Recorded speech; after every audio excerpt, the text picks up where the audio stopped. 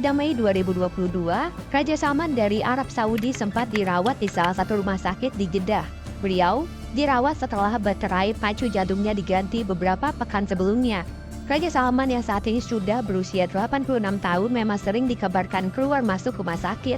Saudi Arabia's 84-year-old ruler has been admitted to hospital. They say King Salman bin Abdulaziz is suffering from gallbladder inflammation and is undergoing medical checks in the capital Riyadh. Pada awal tahun 2022, media pemerintah melaporkan Raja Salman dirawat di rumah sakit di ibu kota Riyadh. Lalu pada 2020, sang raja menjalani operasi untuk mengangkat kantung empedunya. Berita-berita ini membuat banyak spekulasi soal kesehatan sang raja. Arab Saudi secara umum berusaha memadamkan spekulasi negatif atas kesehatan rajanya yang telah memerintah Arab Saudi sejak 2015 itu. Raja Salman yang lahir di Riyadh 13 Desember 1935 ini memang tercatat beberapa kali pernah mengalami sejumlah gangguan kesehatan. Seperti pada tahun 2010, Raja Salman sempat menjalani operasi tulang belakang terkait syaraf kejepit atau herniated disc di Amerika Serikat. Lalu pada tahun 2012, beliau menjalani operasi untuk mengencangkan ligamen pada tulang belakang.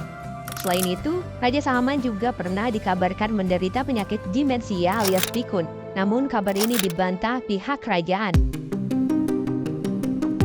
Jika melihat dari riwayat penyakit dan usianya, publik memang sering berspekulasi bahwa beliau akan segera turun tahta, meskipun raja kerajaan biasanya bisa tetap berkuasa meski kesehatannya buruk. Sebelumnya Raja Salman menghabiskan 2,5 tahun sebagai putra mahkota dan deputi Perdana Menteri sejak Juni 2012 sebelum menjadi raja. Ia juga pernah bertugas sebagai gubernur Riyadh selama 50 tahun. Saat ini Saudi telah menunjuk putra mahkota baru, yakni Mohammed bin Salman sebagai penggantinya jika sesuatu terjadi.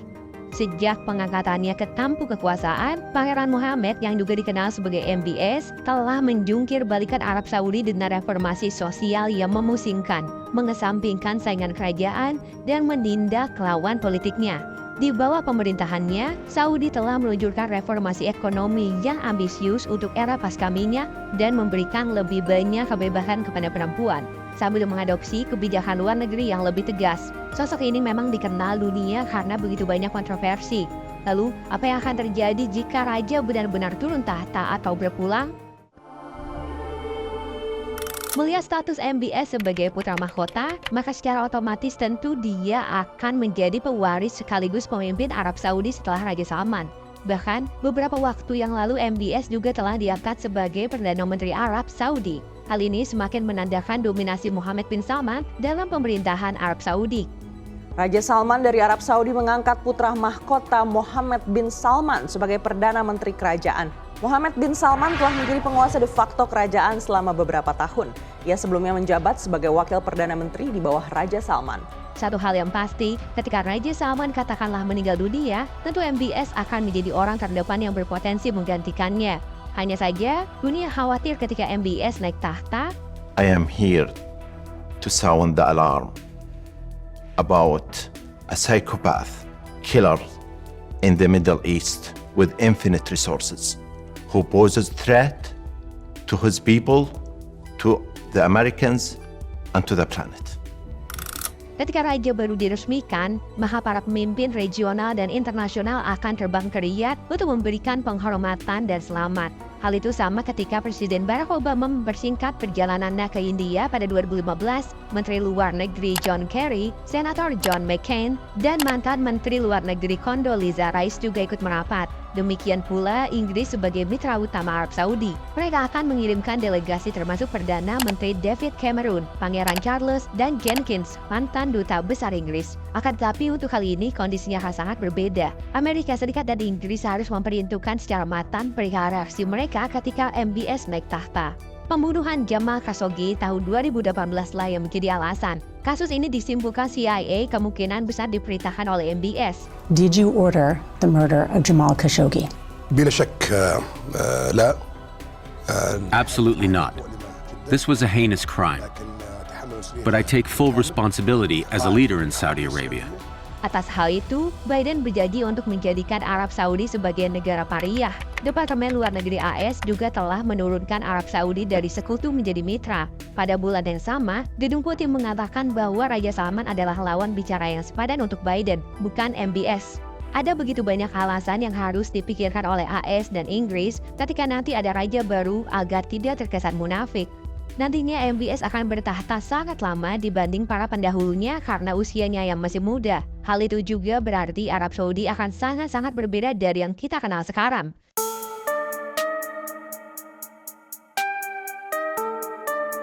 MBS dikenal sebagai sosok di balik modernisasi Arab Saudi. Karirnya diawali menjadi gubernur Riyadh. Kemudian pada usia 31 tahun, MBS menduduki jabatan sebagai Menteri Pertahanan termuda di dunia. Namun citranya sebagai seorang reformator terbentuk ketika ia menduduki posisi Kepala Dewan yang memimpin reformasi ekonomi Arab Saudi. Proyeknya dikenal dengan sebutan Visi 2030.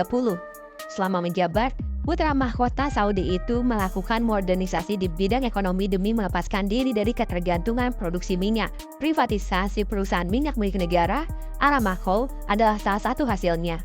Pengaruh yang dimiliki Muhammad bin Salman sangat mengesankan, namun juga sangat menakutkan. أنا أعتقد أن أوروبا الجديدة هي الشرق الأوسط سوف تكون مختلفة تماما. البحرين سوف تكون مختلفة تماما. الكويت حتى قطر على خلافنا معهم لديهم اقتصاد قوي سوف تكون مختلفة تماما بعد 5 سنوات. هذه حرب السعوديين ولا أريد أن أفارق الحياة إلا وأرى الشرق الأوسط في مقدمة مصاف العالم وأعتقد أن هذا الهدف سوف يتحقق 100%. Arab Saudi mungkin akan lebih bebas terutama pada wanita. Seperti salah satunya kebijakan bahwa perempuan sudah diperbolehkan untuk mengemudi.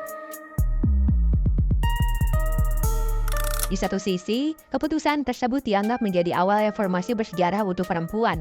Namun di sisi lain, kebebasan perempuan tetap dikekang. Perempuan Saudi tetap membutuhkan persetujuan anggota keluarga laki-laki jika ingin melanjutkan studi bahkan untuk berjalan-jalan sekalipun.